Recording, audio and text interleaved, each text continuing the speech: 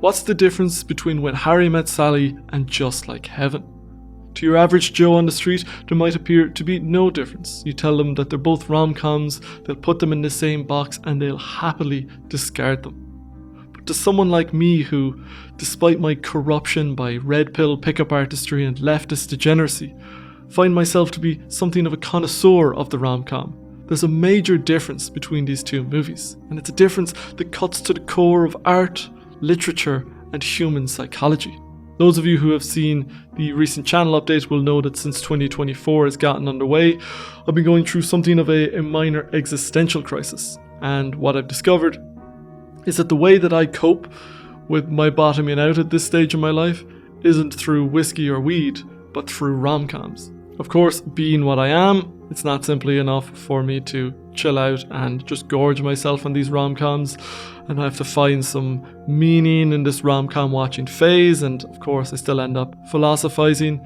And what I found myself philosophizing about in this bout of rom-com action is a difference that I've noticed in the past in literature, and it's something that I noticed in, we'll say, Dostoevsky's works like Crime and Punishment or The Brothers Karamazov or Notes from Underground, which we're currently reading in the Patreon book club. And comparing Dostoevsky's work with the work of someone like Alexander Dumas, who wrote The Three Musketeers and The Count of Monte Cristo. On the one hand, we have the peak of literature. Dostoevsky has been held aloft by philosophers like Nietzsche, René Girard and Camus as an unparalleled psychological genius. Nietzsche said that Dostoevsky was the only psychologist from whom I have anything to learn, while Camus said that the real 19th century prophet was Dostoevsky, not Karl Marx. On the other hand, we have Dumas, and while there's no doubt that his works are considered among the classics, there's no great philosophers or intellectuals out there edgily proclaiming Dumas to be a master of the psychological. The Count of Monte Cristo is the greatest revenge fantasy in the history of world literature, while The Three Musketeers is a tale of heroism and friendship. Between these two writers, I see the same distinction as I see between Just Like Heaven and When Harry Met Sally. The difference is reality. What When Harry Met Sally shares with the works of Dostoevsky is that both of these types of art take place in the real world that we inhabit every day. They succeed insofar as they are believable. They try to be as true to our world as possible, though they take particularly exceptional corners of this reality as their subject matter. These stories are not the norm by any means, but they are true to reality, and there is something satisfying and elevating about that. This psychologically accurate form of art leaves us with a sharper understanding of our world. Turning to the other genre, however, we notice a very different relationship with reality. This type of art is better described as fantastic. In Just Like Heaven, spoiler alert, the female protagonist, a workaholic doctor played by Reese Wetherspoon, is a ghost. But, and here's the twist, she can only be seen by the male protagonist, a recently widowed garden architect turned drunken puddle of grief, played by Mark Ruffalo. And as the story progresses, we find out that she's not actually dead. She was in a crash and her body is in a coma, and as we discover, only he can save her. And of course, in turn, she saves him and brings him back to life from his grief. Now, aside from the deliciously sappy rom-com themes that animate this story, let's compare it to When Harry Met Sally. When they graduate from the University of Chicago, Sally drives Harry, her friend's boyfriend, to New York, where the two of them are moving. The two of them are insufferable in their own particular ways, and they don't get along, and end up parting ways upon arrival in New York, with Harry saying that men and women can't be friends because the sex part always gets in the way. Fast forward 5 years and Harry's married and Sally is going out with this guy who's a lawyer or something like that. They sit beside each other on a plane and once again they do not get along. 5 years later they meet again. Harry is divorced, Sally recently broken up with that guy, but this time they've both matured. I.e., Harry now believes that men and women can be friends, while Sally, the first woman in our culture to be called high maintenance, You're the worst kind. You're high maintenance, but you think you're low maintenance. has loosened up a little bit. Oh! And sure enough, they become great friends. And this is where the movie takes place. It's the progression of their friendship as they get closer. Then one night they sleep together, Harry gets weird about it, then they have a fight and the friendship is over, and then on New Year's Eve Harry realizes that he's in love with her and goes and finds her for midnight, where he tells her, I came here tonight because when you realize you want to spend the rest of your life with somebody, you want the rest of your life to start as soon as possible. And movie ends and happily ever after. So it's not quite the harrowing wreckage of a Dostoevsky novel, but notice something about the story. There's nothing unrealistic in it. It's just a story of two people with opinions you could find by stopping random people on the street. You take someone to the airport, it's clearly the beginning of a relationship. That's why I have never taken anyone to the airport at the beginning of a relationship. Why? Because eventually things move on and you don't take someone to the airport, and I never wanted anyone to say to me, how come you never take me to the airport anymore? There's nothing magical or unrealistic about the whole thing. It works because it's such a lovely and believable story, and we can imagine ourselves having such a story. And of course, the dialogue is incredible and the commentary on life and relationship and society is just delightful, and these are the reasons why it's considered the greatest rom-com ever.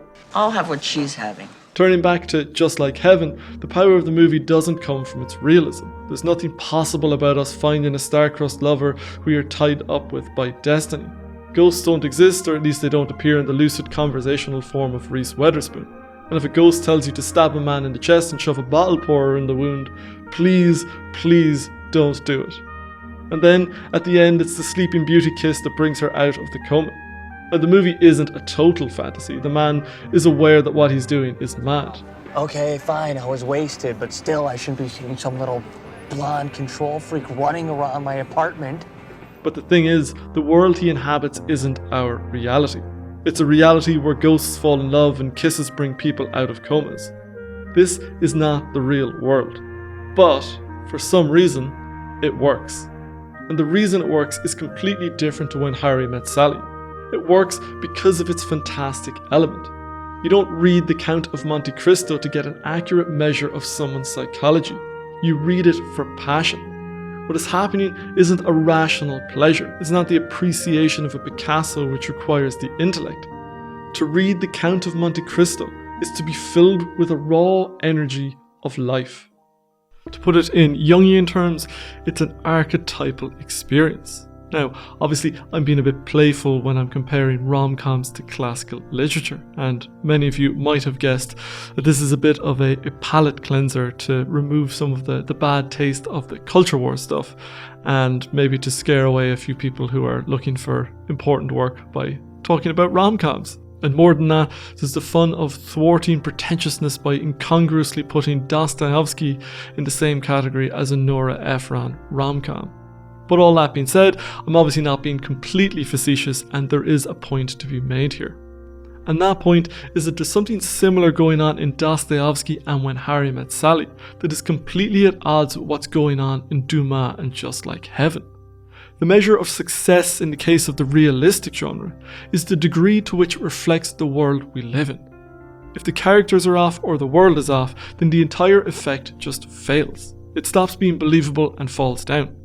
The characters need to be believable as people. Their dialogue has to give us the sense of possibility that we might meet this person or these people in 19th century St. Petersburg or in 20th century New York. The fantastic genre, however, succeeds insofar as it evokes passion in us.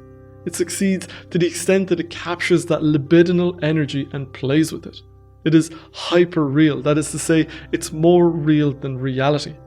Porn is also hyperreal in that it evokes the sexual drive despite being unlike real sex, though admittedly that is beginning to change as reality imitates art.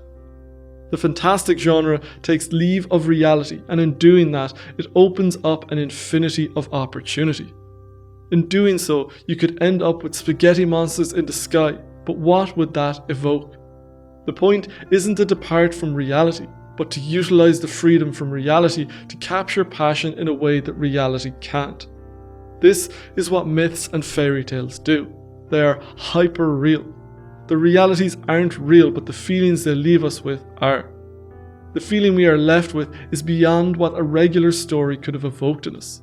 The gap between hearing someone else's story of winning the lottery and our own is massive. It's one thing to witness and another thing to experience it ourselves. The hyper-real storytelling of the fantastic genre can cross that gap by breaking the rules of reality in storytelling. As well as porn, myths and fairy tales, we can also think of fantasy novels like The Lord of the Rings or Harry Potter, or the works of Brandon Sanderson. We can also think of a lot of sci-fi like Firefly or Stargate, or the 1,000,001 superhero comics and movies.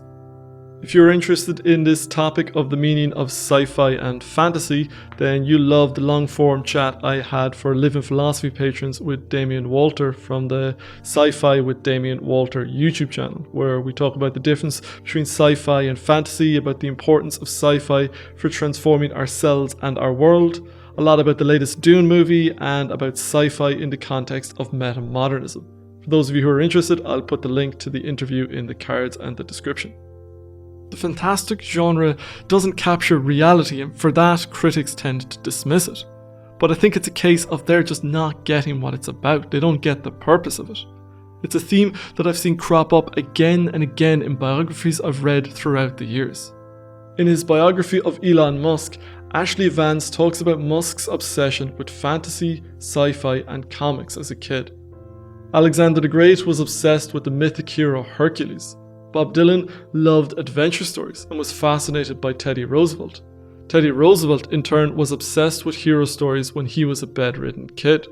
And where others turned to the Bible in times of trouble, Hitler, who had a collection of over 1,000 hero story novellas, apparently turned to the cowboy stories of Karl May in times of stress.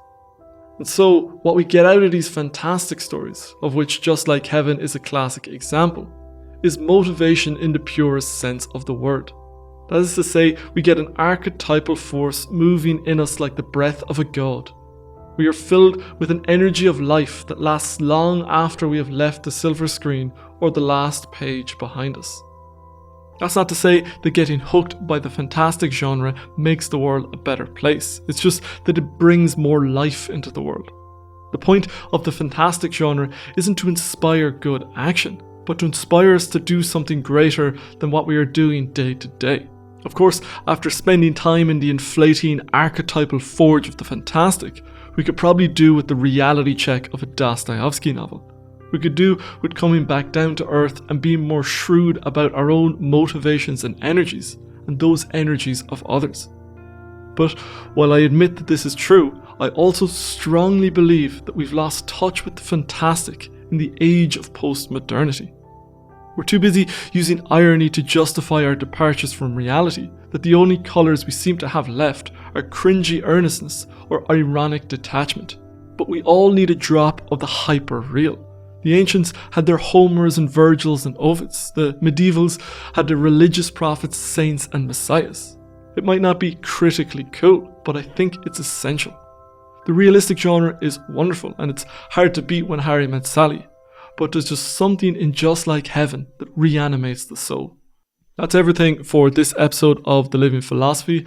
I'd like to thank David Pilabosian, Ibisophiisa, and all the other patrons for their amazing support of the channel. If you'd like to get access to bonus content like our book club, long-form interviews with creators and experts, monthly Q&As, or if you just want to support the channel and get your name in the credits like these wonderful people, then you can head over to Patreon. As ever, if you have any thoughts, insights, or feedback, I'd love to hear from you down in the comments. Otherwise, I shall see you next time. Thank you for watching.